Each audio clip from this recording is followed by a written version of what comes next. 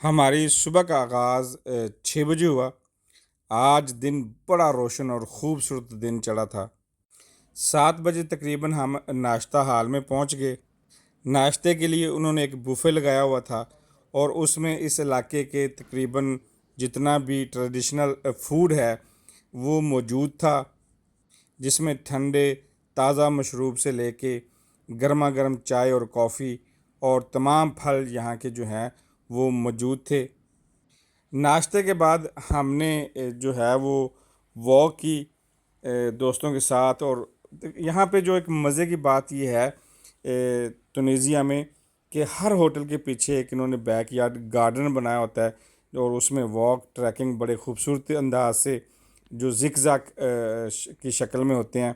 छोटे छोटे पौधे होते हैं, खूबसूरत दरख्त हैं खजूरों से। जो ये मौसम ऐसा था कि खजूरें जो हैं अपने फलों से लदी हुई थीं और ऐसी खजूरें मैंने कहीं और नहीं खाई।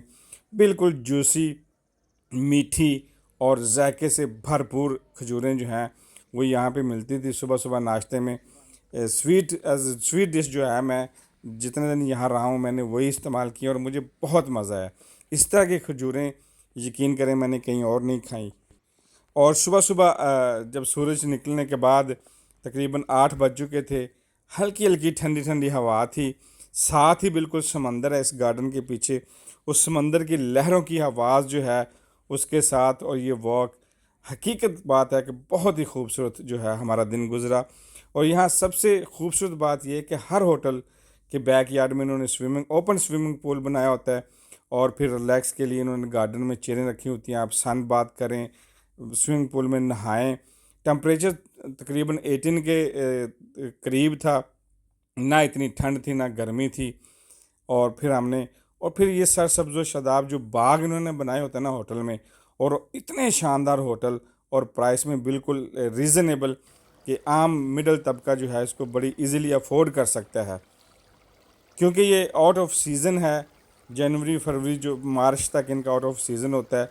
रश भी कम मिलता है, लोग भी कम होते हैं और आप जो है कम वक्त में ज़्यादा सहूलतें जो हैं वो या ज़्यादा चीज़ें आप देख सकते हैं या इजीली आप यहाँ पे जो है ना वो बच्चों के साथ, दोस्तों के साथ, अपनी फैमिली के साथ यहाँ पे हॉलीडे कर सकते हैं। हम तकरीबन 5 दिन रहे और सबसे बड़े मज़े की बात यह है कि हमने इन 5 दिनों में 5 मुख्तलिफ जो हैं वो शहरों का विज़िट किया।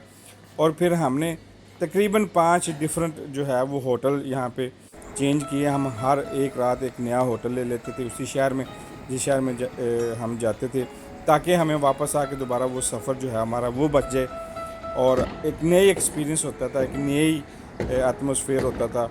और हर होटल का जो बैक यार्ड है ना वो एक से खूबसूरत से खूबसूरत था। और ये हमामत शहर है इनका, ये बिल्कुल बीच के ऊपर है। हालांकि ये पूरा तुनीज़ियन जो है ना वो सारा ही साले समंदर के बैरुल के किनारे के ऊपर वाक़या लंबा हज़ारों मील इसकी जो है लंबाई है और बड़ी शानदार और ख़ूबसूरत बीचें हैं।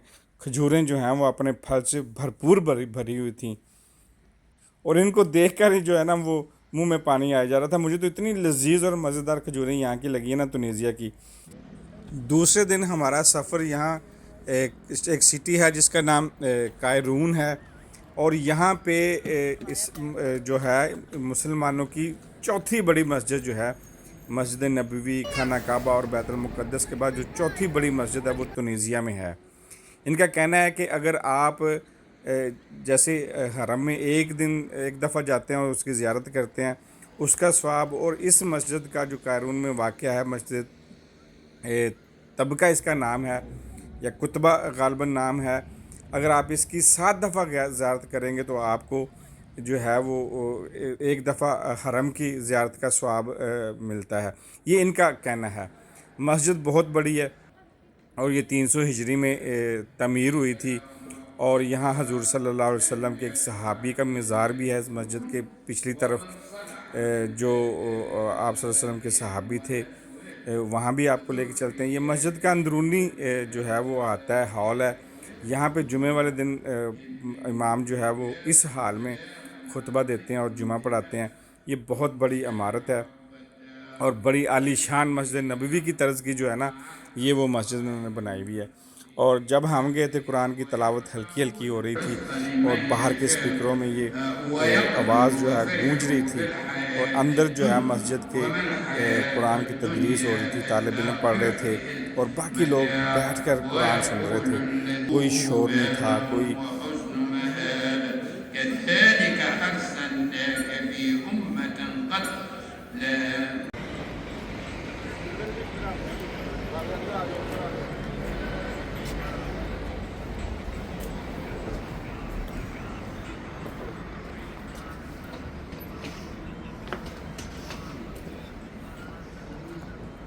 जब भी आप यहाँ पे तुनीज़िया में आएँ, इस कायरून शहर का ज़रूर विज़िट करें। ये मस्जिद के अंदर का आता है, कुरान की आवाज़ आपको बैकग्राउंड में आ रही होगी। ये الأمر جميعا أفلم ييأس الذين آمنوا أن لو يشاء الله لهداهم أو أحد حتى يأتي وعد الله لا يخلف الميعاد ولقد استهزئ برسل من قبلك इस मस्जिद के पीछे ये एक सहाबी, हजूर सल्लल्लाहु अलैहि वसल्लम के सहाबी हैं जिनका मज़ार है, और उस मज़ार के साथ मस्जिद भी है। और इन सहाबी का नाम जो है वो सैयदी ज़मान अल-बलवी है, जो हजूर सल्लल्लाहु अलैहि वसल्लम। सबसे मज़े की बात ये है, हमें यहाँ के मकामी लोगों ने बताया कि ये हजूर सल्लल्लाहु अलैहि वसल्लम के जो है वो जुल्फ़ें तराशने वाले थे, हेयर ड्रेसर थे, आप इंग्लिश में उनको कह सकते हैं। हजूर सल्लल्लाहु अलैहि वसल्लम के जो हैं वो आप सल्लल्लाहु अलैहि वसल्लम के ये बाल काटा करते थे, और उन इनके काटे हुए बाल जो हैं वो भी यहाँ पे मौजूद हैं। और आप वो भी देख सकते हैं यहाँ पे। जब भी आप यहाँ कायरून में आएँ, तुनीज़िया में आएँ, आप यहाँ पे ज़रूर आएँ। और जब हम अंदर गए, हमें हमारे लिए उन्होंने अंदर से मज़ार भी खोला, हम अंदर गए, कब्र मुबारक को हमने हाथ भी लगाया, वहाँ पे फातिहा पढ़ी, वहाँ काफ़ी देर हम खामोशी से खड़े रहे। ये छोटी सी मस्जिद है जो इन सहाबी रज़ी अल्लाह ताला अन्हो की है, और इसका अपना ही जो आर्किटेक्चर स्ट्रक्चर है, बहुत खूबसूरत है। ये आपकी रज़ी अल्लाह ताला अन्हो की कब्र मुबारक है। हम इस कब्र के अंदर जो है, हमें मौका मिला, हम अंदर गए और फातिहा पढ़ी। आप भी ज़रूर आएँ यहाँ पे, जब भी आप आएँ आप ज़रूर अपना टाइम निकाल कर इस कायरून, और इस के साथ साथ यहाँ पे और ट्रेडिशनल खाने जो हैं वो बहुत अच्छे मिलेंगे आपको। मसलन प्रॉपर ट्रेडिशनल खाने जो है ना, वो यहाँ पे इस सिटी में मिलेंगे। बहुत खूबसूरत सिटी है। इसी के साथ एक जिम सिटी है, वहाँ पे एक बड़ा पुराना और स्टार्ट के ज़माने का एक थिएटर हॉल है, जब रोम की हुकूमत हुआ करती थी उस वक्त उन्होंने बनाया था। एक दिन हम यहाँ पे ये आयल फ्लामिंगो है, जहाँ पे ये पायरेट नुमा शिपें हैं। आपने वो पायरेट मूवी तो देखी होगी, जिस तरह वो उसके अंदर शिपें हैं, ये बिल्कुल उसी तर्ज की शिपें हैं। बताया जाता है कि ये वही शिपें हैं जो यहाँ के मुकामियों ने बनाया। ये जो ख़ास करके 3 शिपें हैं ना, ये वही मूवी वाली शिपें यहाँ पे इन्होंने खड़ी की है। गालबन यहीं वो मूवी जो है वो रिकॉर्ड हुई होगी। ये मेरी अपनी सोच है, कन्फर्म नहीं है। बाकी ये बहुत खूबसूरत आइल है। आप यहाँ पे फ़िशिंग कर सकते हैं, आप यहाँ पे बोट हायर कर सकते हैं अपनी फैमिली के साथ, और डे ट्रिप पे जा सकते हैं। इसके साथ छोटे 2-3 जजीरे हैं। आप इन शिपों में बैठ के, ये शिपें भी जो है वो रेंटेबल हैं। आप इन पे बैठ के वो आपको 2-4 घंटे जो समंदर के अंदर घुमाएंगे, आप बैठकर इसमें एंजॉय कर सकते हैं। आपको बारबेक्यू की सहूलत भी देंगे। उसके साथ ये छोटी छोटी शिपें भी यहाँ पे रेंट के लिए मौजूद हैं।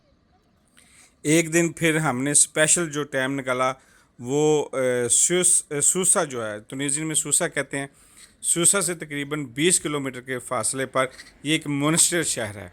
ये इसकी ख़ास वजह ये है कि जो तुनीज़िया का सबसे पहला प्राइम मिनिस्टर था यहाँ का, उसकी ये रिहाइश भी थी और ये मस्जिद भी उसी की थी।